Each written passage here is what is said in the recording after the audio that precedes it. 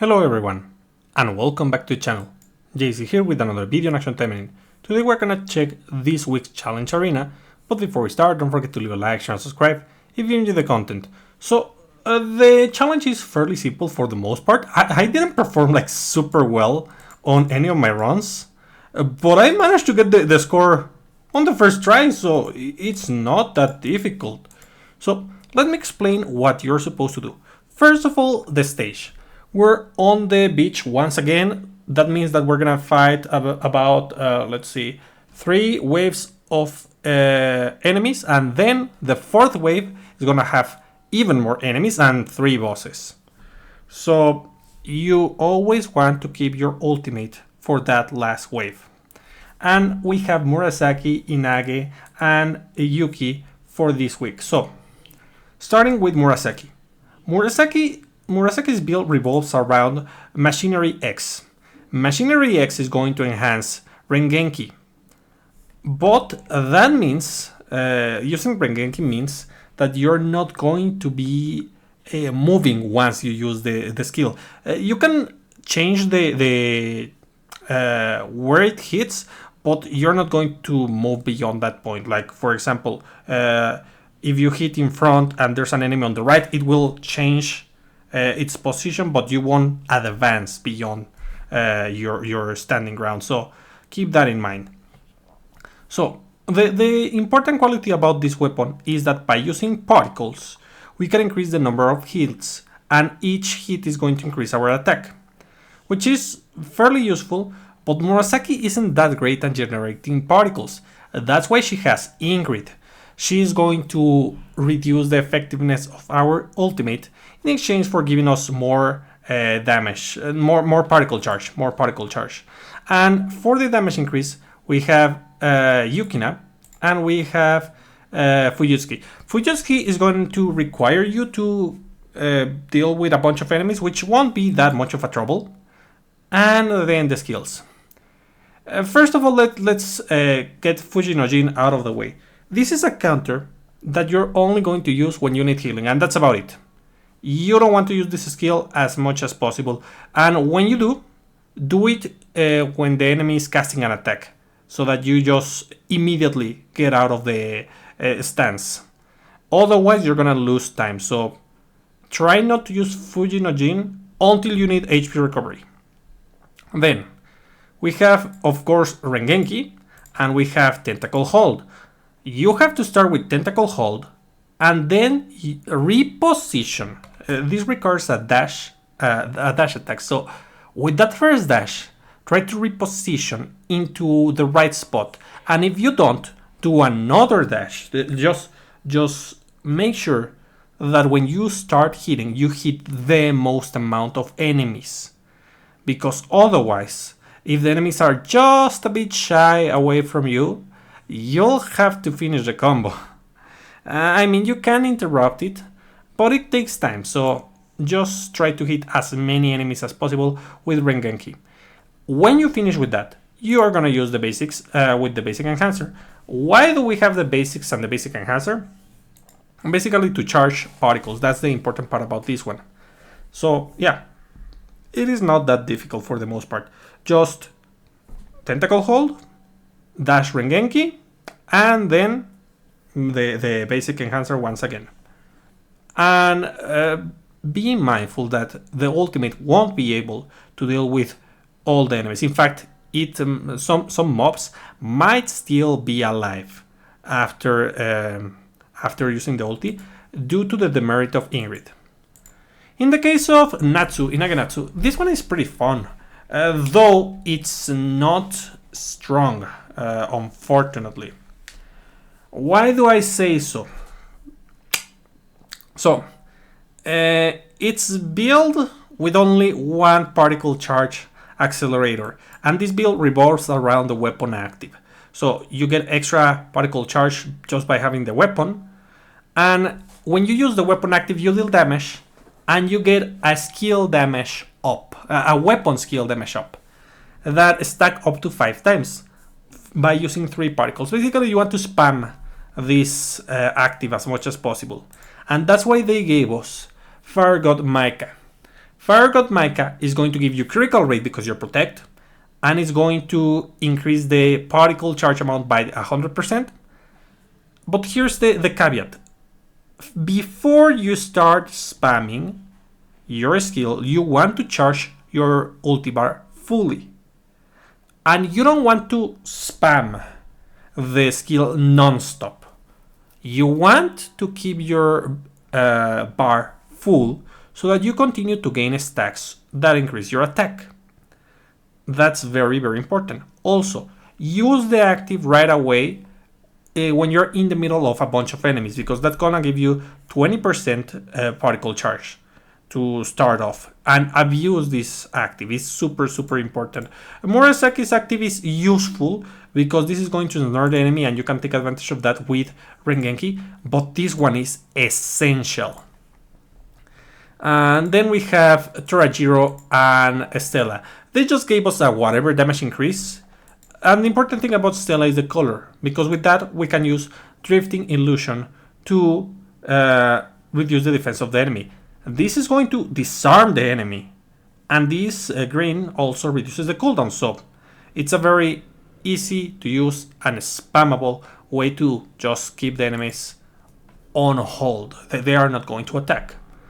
Smoke Cloud is not that useful. It's only here because it's a big AoE attack with multi-hits, and that's going to help out with the particle charge. And over here we have Thunderclap to increase the damage a bit. And of course the basic enhancer to enhance particle charge. So this one is a very complex build, but if you know what to do, it's not that difficult to use. So first of all, you're going to use a Smoke Cloud, and immediately after you reposition in a way that you hit the most enemies with the AoE of the active of Fire God Micah. Then you use Drifting Illusion, then you use Thunderclap, and depending on the cooldowns and your particle charge, you're gonna do different actions. If you don't have your bar at full just yet, you can use either the basics, or if Smoke Cloud is already up, you can use a Smoke Cloud instead, and then you use the basic, Drifting Illusion, and so on. You continue with the combo. Once you have the particles at max, you use the active once, and then you charge as much as possible again, and you use it again and again and again. But you want to make this fast because you have 10 seconds before the stacks drop, and if you keep the stacks up, you're gonna have a lot of damage. So it's managing both the stacks of Fire God Micah and the stacks of Divine Sensor. And lastly, we have Yuki over here. Yuki is quite strong now. Quite strong.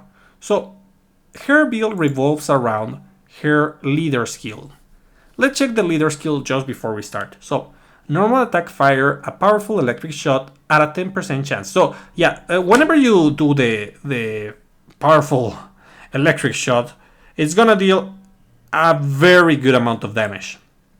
Now, to guarantee that you do this, you have a passive that uses a bar that you can feel. Critical hit generate electric particles. At 30 stacks, normal attacks fire a powerful electric shot for 5 seconds. So basically, if you are not lucky, you will feel all the bar, and then you're gonna deal massive damage for 5 seconds, and you want to spam your basics. And you also gain super armor when you do. Now, in case you actually land that 10%, what happens with those stacks?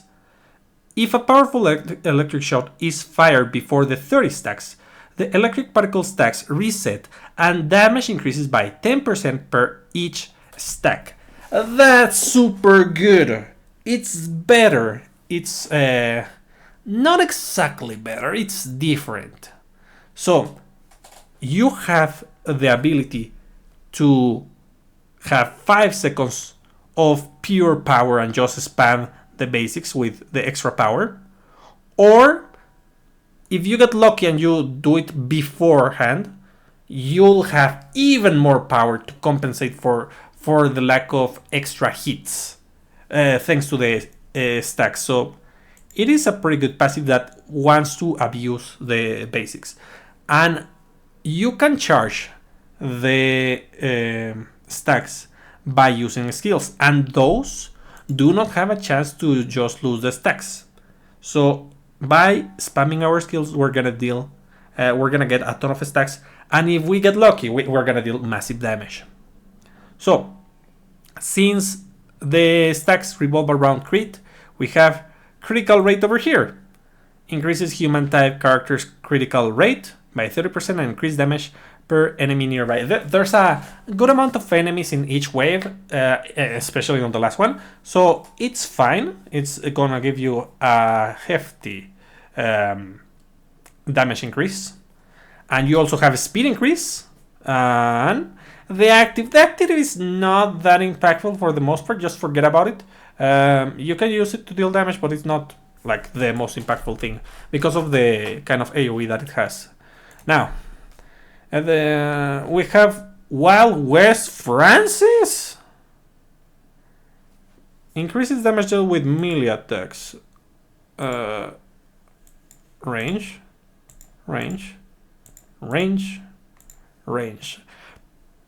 I am not sure, but perhaps the electric shock power for electric shock is melee. I don't know. The advantage of using this is that you have the speed increase, which is going to be also very useful. We have 2 ways to increase our speed with these 2. And on top of that, we have extra speed increase for each buff that we have. And we have a buff coming from this one.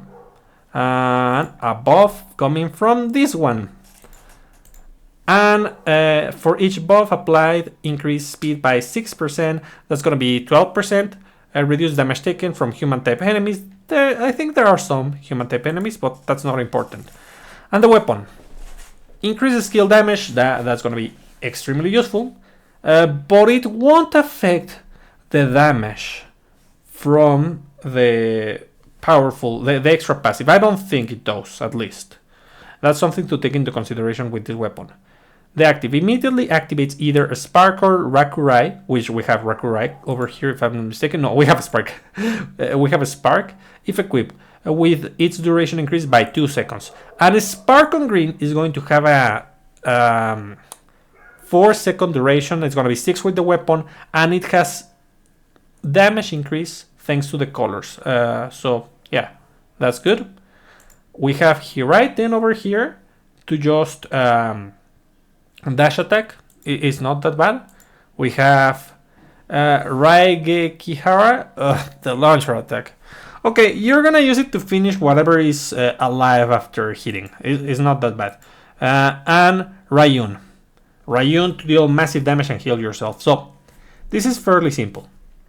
You're gonna start by using Ryun, and then probably the enemies won't have the ability to attack because they'll be stunned. But if they do, you can use a Spark. If someone attacks you, use a Spark. And after that, keep hitting them with your normal attacks. And why do I say so? If you position properly over here, you're gonna have like max stacks immediately, and you're just gonna destroy the enemy. It's just using Ryun and basics. Hirai then is there to stun the enemies in case someone gets away and they don't get in your range. And Raigekihara, it is a way to increase your stacks while dealing with one last enemy. I almost never use this one for the most part. And well, don't forget to abuse the weapon active on the first and second wave. The third one is gonna be where you want to charge for the fourth wave, the ulti for the fourth wave. And then you start the fourth wave with the ulti, and you just destroy most of the enemies. And then with the few enemies remaining, you use Ryun and basics, and that's it. Very, very strong. So yeah, okay, the worst, my worst was Inage, so let's do Inage. So as I mentioned, this is the most complex build out of all, but it is not that bad. Okay, okay, like this, and oh no, they keep, okay, like this. And I keep using the weapon active. I just need more particles. Come on, come on, come on, come on, come on. Yeah, particles, particles, particles, particles, particles, particles. And weapon active. Yeah, nice.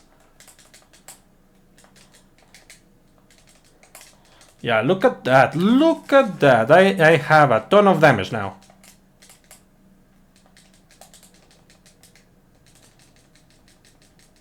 Yeah, good. Excellent. Nice, nice, nice. So the idea is just to keep this up and it becomes very, very simple. Was it more? Was it 5 waves instead of 4? Just change that to 4 waves, rather 5 instead of 4. It is the same. We just have to use the stacks. Keep the stacks, keep the stacks. Okay, okay, okay, okay. I already lost the stacks from Micah, but I can get them back.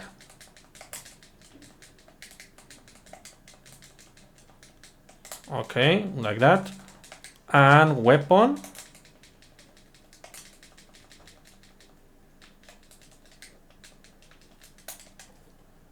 The good thing about Micah's stacks is that they last for a very, very long duration. I'll just do this. And I'll use the, oops, the ultimate. Because I can. Just a bit there. Nice, nice, nice, nice. Oh yeah, this is the difficult part, guys, because if you don't hurry up, as you can see, the enemy is going to keep healing. So preferably first you deal some amount of damage to the big guy before you use the ultimate. That's the one thing to take into consideration. Because with everyone else, it wasn't that important, but Natsu has issues with damage at the very end. Like, everyone else can do just fine. It's just Natsu who struggles with damage with this particular strategy. So, focus the big guy right out of the bat, deal some amount of damage, and then use the ultimate while you have all of Micah's stacks. The Divine Sensor stacks are not as important when you are launching the ultimate. Just keep that small detail in mind. Everyone else can do just fine. As I mentioned, these two have a massive damage thanks to their multipliers, but this one doesn't have enough DPS to just eliminate the enemy before it heals. So yeah. Anyways, that's about it for today. I hope you found this useful, and I'll be seeing you next time. Bye!